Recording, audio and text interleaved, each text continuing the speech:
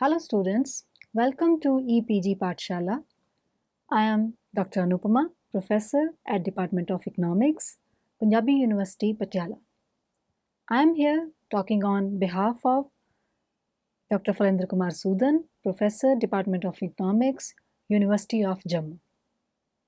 I am going to talk about the module Typology of Mobility in the context of climate change from Demography of Climate Adaptation. So students, we are going to discuss about the causes, composition and direction of people mobility due to climate change. We will also discuss about various policy issues.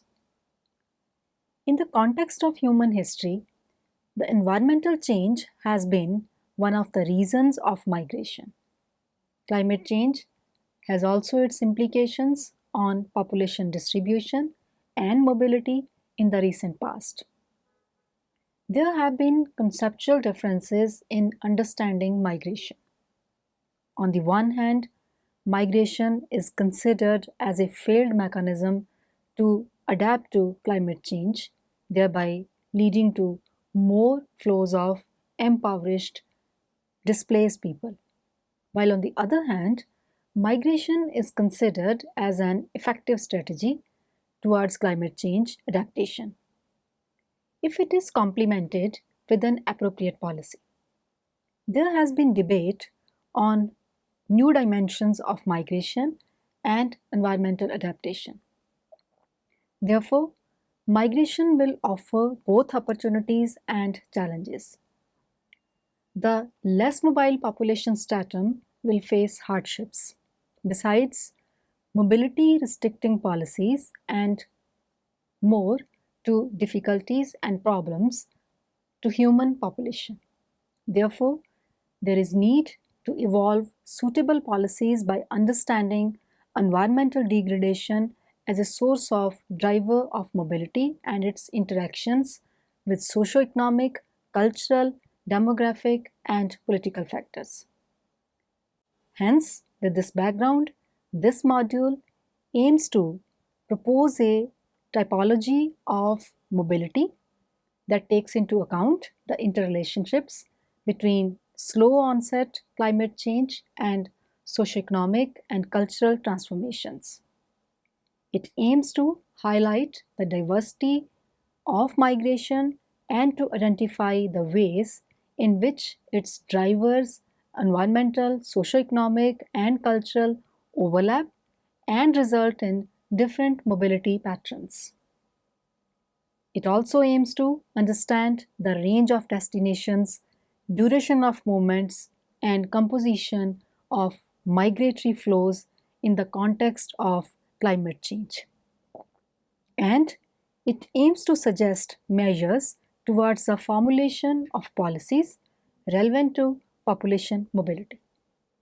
Migration influences the local authorities and governments in both the region of origin and the region of destination, so as to ensure basic services to the inhabitants. For instance, if children are more in the migrated population, they would require greater health and education facilities.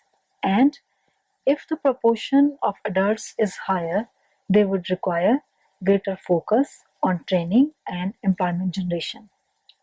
All this calls for the relevant and robust data and information which is seldom available. Besides, the data and information on seasonal migration is also necessary for effective planning.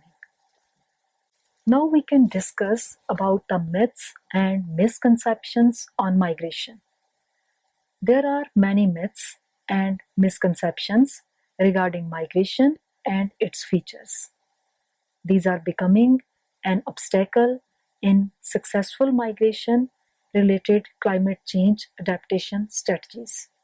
Therefore, these misconceptions need clarifications and understanding.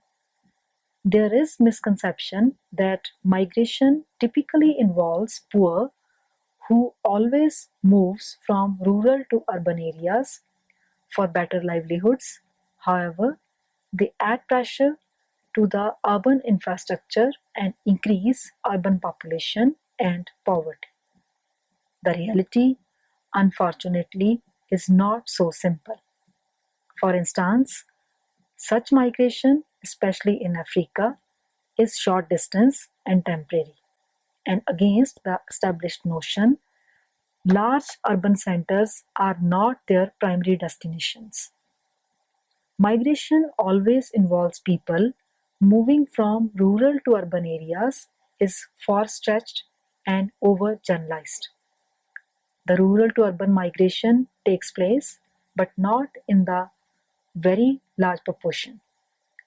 Most of the rural to rural migration is actually seasonal or temporary. This is more predominant in agricultural economies of Asia and Africa. Climate change and environmental degradation have its impact on rates of such migrations, but not necessarily impact its nature and direction. This is due to the fact that the rural poor lack the requisite skills, economic base, and social networks to move to bigger cities and urban centers. They derive their livelihood from locally available natural resources. Therefore, they prefer to move to other rural areas either seasonally or temporarily. Under given circumstances, environment degradation curtails their livelihood options, which increases their vulnerability.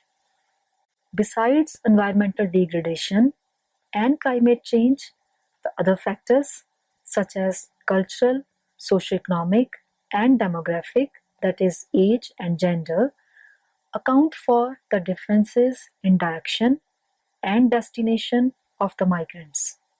For instance, women's migration pattern is generally governed by marriage.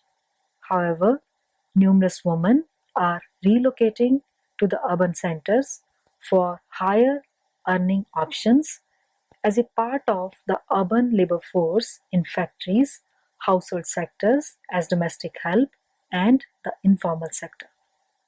No doubt, climate change and environmental degradation will increase rural to urban migration.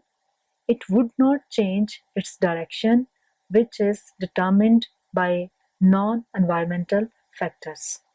People who are exclusively dependent on natural resources for their livelihood are most likely to migrate due to lack of alternative employment opportunities.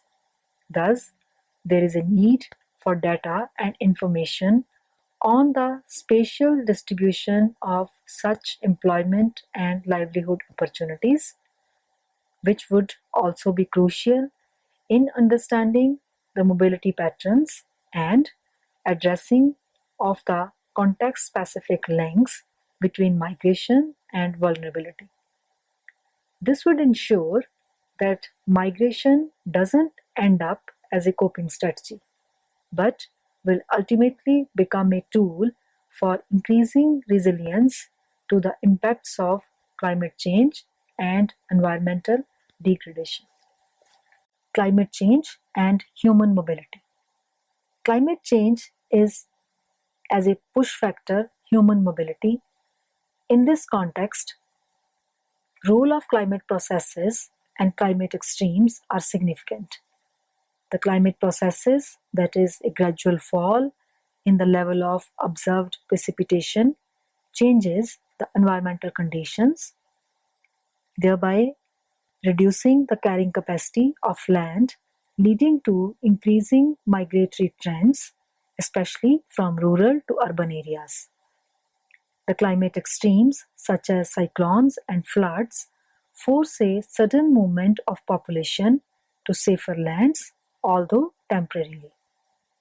A distinction is also made between climate-induced migration of labor to lands of better opportunities and climate-induced forced migration, that is, migration due to sudden outbreak or onset of climatic hazards. However, No migration is purely voluntary or forced in nature. A conceptual impact chain analysis of climate change and mobility is presented in Figure 1. Migration as adaptation.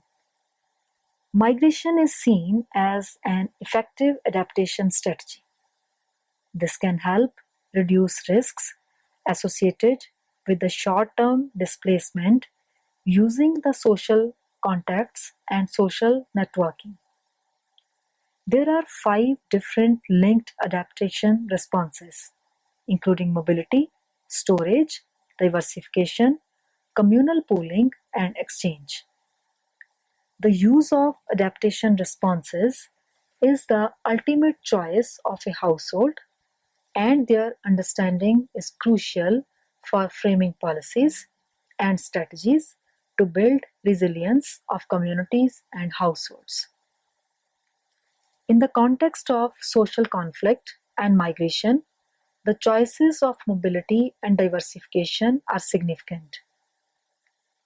The mobility seems to be a natural response system of humans in situation of environment crisis and more apparent when the precipitation falls. This might seem to be a case of maladaptation, that is, involuntary migration. It is also a way of life for large groups of people in semi-arid regions and a long-standing mechanism to deal with spatio-temporal variation in rainfall and range productivity. The remittances of migrants indirectly help households and communities to adapt to the environmental degradation by enriching the financial base of the affected households and communities and make them financially sound and better prepared to deal with a climatic crisis such as drought. These remittances ensure that the poor and vulnerable households have a greater scope of acquiring human, social, physical, and natural capital.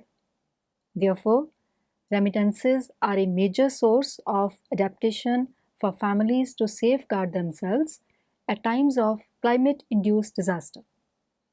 On the other hand, migration halting strategies have been proved little effective and self defeating and raise the cost of migration and increase the burden both the communities of origin and destination. Migration carry both the costs as well as the benefits. Therefore, instead of stemming migrations, there is a need to devise a framework so that the aggregate benefits exceed the aggregate cost of migration that may be exacerbated by climate change. Migration as maladaptation. Human migration has its costs. People have to leave their homes, land, job, and social network. Communities and households may get broken. Migrant families find themselves poorer than the host population in both absolute and relative terms. In this sense, migration may be viewed as an expression of failed adaptation. The impact of mobility on the migrant and host population depends on perception analysis. For instance, besides numerous benefits of international migration, it has a negative impact on the women of the migrants supplying households. Similarly, the urban planners perceive the rural to urban migration as a hindrance to the natural growth of cities as they create urban slums and inefficient suburbs. However, this perception is different from that of the rural households who see such migration as a means to diversify income and earnings. Therefore, these issues need to be taken into account while considering migration as part and parcel of adaptation. mobility, conflict, and gender dynamics. Climate change and human migration has its influence on the social structure via conflicts and gender dynamics. Human mobility is used as an adaptation strategy to avoid environmental conflict by relieving pressure on natural resources. It is an outcome of environmental stress, induced conflict, and a driver of conflict in receiving areas. The conflict resolution strategies in climate change context must be viable. For instance, water scarcity and gender dynamics are interrelated in climate change induced conflict. Migration is seldom gender neutral. Women are already economically vulnerable. With men migration, women become more vulnerable due to increased workload, economic disparities, and limited access to the male dominated public and communal institutions. Human migration and environmental refugees. In the recent past, climate has become more unpredictable. The precipitation is irregular, cyclones are more destructive, earthquakes and landslides have become more frequent, and the global temperature has been rising rapidly. All these factors are causing human migration, which is termed as environmental refugees. Climate change will cause migration across borders and exodus of people from poorer countries to richer ones. Climate migration would be mainly short distanced and within the borders. The international migrants are estimated at about 3% of the world's population against 11% of internal migrants. The coping strategies and services provided by the relevant authorities have their role in climate change context. Environmental change could cause displacement indirectly through its influence on the key socio-economic and political drivers of mobility. One of the major effects of climate change. There are two different schools of thoughts on this subject: the maximalist school and the minimalist school. The maximalist school sees a direct causal relationship between global warming, number of disasters caused, and the number of displaced people. According to the Stern Review, 150 to 200 million people may become permanently displaced due to climate change by 2050. On the other hand, the minimalist school states that displacement and migration are caused by a host of factors, including climate change, and there is rarely a natural phenomena, which solely and directly caused human migration. The economic, social, and political situation causes increase or decrease in population movements. Environmental degradation can generate migration flows. However, no climatic or environmental hazards inevitably result in migration. What policy implications do the maximalists and the minimalists school of thought have for the policymakers? There are two perspectives: a protective perspective and a migration management perspective. The protective perspective takes human security into consideration, irrespective of the numbers, because it is concerned with the vulnerabilities that are created by climate change. The migration management perspective is concerned with management and regulation of the mobility flows. The management strategies could be greatly influenced by the maximalist and the minimalist approaches. Causes of mobility. There is no direct causal relationship between climate change and human migration. In this context, Identification of factors that might be related to climate change and responsible for displacement becomes important. First of such factors is sudden onset disasters. Some climatic events are spontaneous and leave great short-time impact. It includes hurricanes, typhoons, cyclones, mudslides, cloudburst, etc.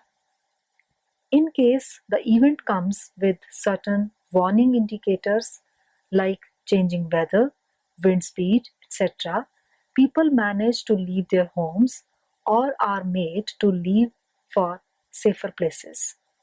Often, the sudden and spontaneous action of these events, such as in case of cloudburst, gives little time and leaves no option to the inhabitants but to leave the region after the hazard has struck.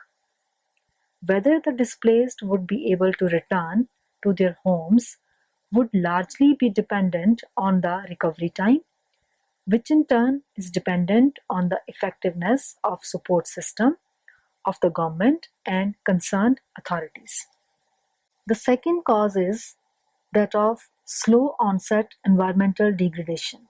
There are factors that cause gradual change in the landmass and their impact are felt slowly, but it is more or less of permanent nature in absence of appropriate action and response. The factors included are sea level rise, increased salinization of groundwater and soil, long-term effects of recurrent flooding, thawing of permafrost, as well as droughts and desertification or other forms of reduced water resources.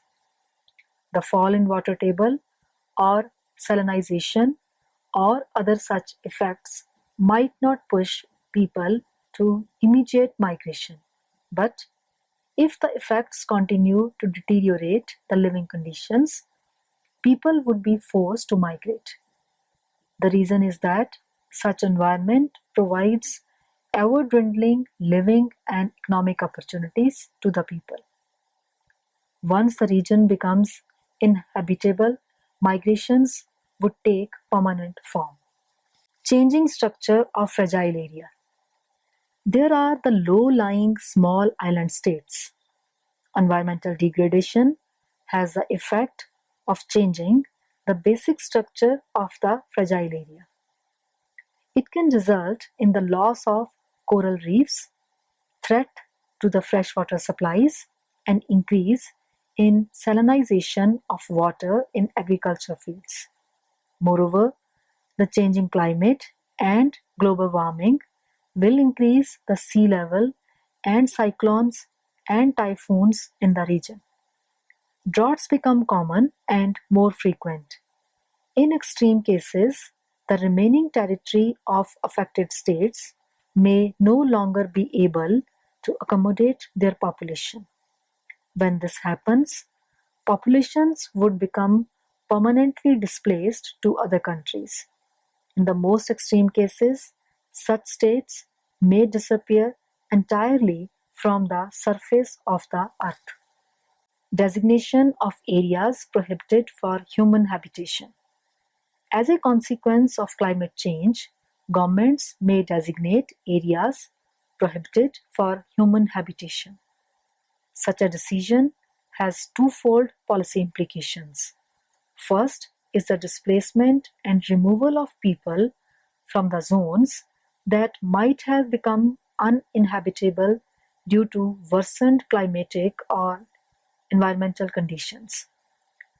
Second is the case where the government puts a zone under reconstruction mode wherein possible efforts are made to mitigate climate change and to adapt to it. Thus, two types of such governmental interventions can be distinguished.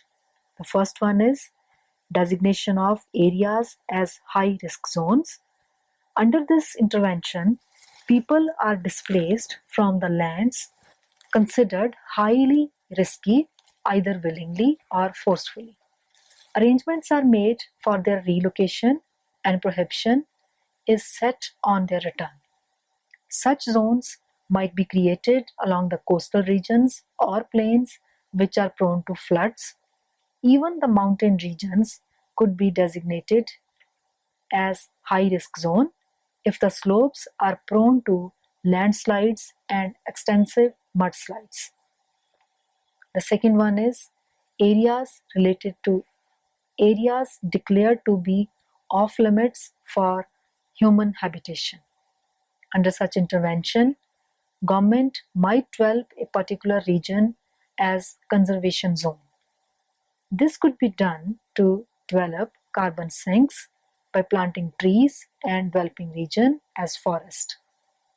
The regions could also be exclusively turned into agro-industrial zones which serve the task of green environment coupled with economic opportunities. People in the region are thus obliged to leave the lands. Unrest seriously disturbing public order, violence, or even armed conflict. All these may be triggered, at least partially, by a decrease in essential resources due to climate change, such as water, arable land, or grazing grounds. This can be seen widely in case of water scarcity. In the wake of lesser economic opportunities due to poverty, people find it difficult to move to alternate non-water usable livelihood means. Such conditions leave little scope for equitable distribution of resources and hence for compromise and peace. Power struggle to grab ownership of and access to greater amount of resources results in more frequent and graver conflicts. These conflicts and struggles lead to dispersion of households and communities. People are forced to migrate to peaceful areas which provide better living conditions and greater access to resources. Now let us discuss about the policy implications. The local government and institutions can play a vital role in successful implementation of climate adaptive and mitigation strategies. The policies have greater scope for poor if they could voice their concerns and have say in framing climate change adaptive strategies. Migration takes varied patterns and different population flows. It gets difficult for the national governments to keep a tab on these flows. The local governments, on the other hand, have huge responsibility to keep a check on such flows so as to ensure that life services are being provided to the incoming population and arrangements are made for the outgoing population. The data on such mobility patterns is crucial for the local governments, but many times they lack financial resources to achieve this. The wealthier migrants from areas with a declining agriculture sector tend to invest in towns and cities, while migrants from areas where farming offers employment and incomes are more likely to invest in rural areas. Such investments can influence the local economies and have the potential of changing the economic structure of the region. Unplanned investment and inefficient expansion can lead to further environmental degradation of the region. Thus, scope of local government intervention expands. Migrants, especially the international migrants, have the potential of changing the power balance and social polarization. This could grow to an international level, but it originates at some local level. Wealthier international migrants start to participate and influence local affairs with increasing access to and control over resources such as land for themselves and their relatives. This has the potential of further marginalizing the poor and vulnerable. so a local government which gives voice to the concerns of the poor and vulnerable, comprising of both in-migrants and out-migrants, is an essential step towards accommodating migration in climate change adaptation and broader development goals, and in making local governments more accountable. So students, let us sum up what we have learned from this module. To sum up, we can say that the climate change will have its impact on human mobility. It is difficult to assess its long-term impact. The socioeconomic factors coupled with environmental degradation would continue to determine the migration flows. The reduced ability to rely on traditional responses to environmental variability increases the climate sensitivity of specific groups with the least assets and representation. A key factor in determining the migration flows is the diversification of income generating options, which increases the rate of human mobility. Understanding climate change and mobility linkage is essential for a better adaptive strategy. But at the same time, it is essential to understand a host of other factors causing human mobility. The detailed data and information is essential for policy making. Supportive policies that recognize mobility as an important element of adaptation need to take into account the context-specific links between vulnerability and migration for different groups in different locations. These links are to be influenced in a way that they minimize the cost of migration and maximize the benefits. That's all with today's lecture. I hope you must have enjoyed it. Thank you.